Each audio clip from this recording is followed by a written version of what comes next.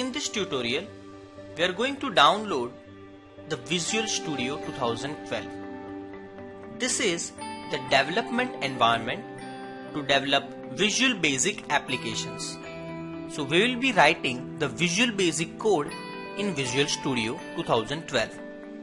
There are a lot of versions of Visual Studio and we are going to download the version called Express, which is free.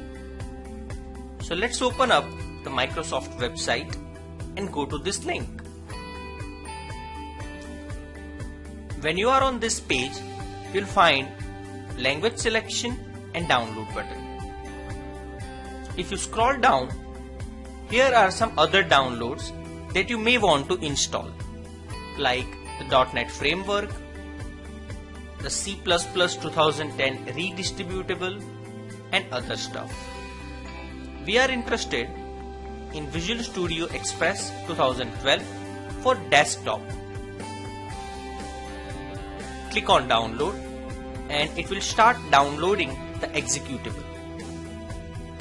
Once you download that, run the file and go through the simple instructions that will install Visual Studio in your computer.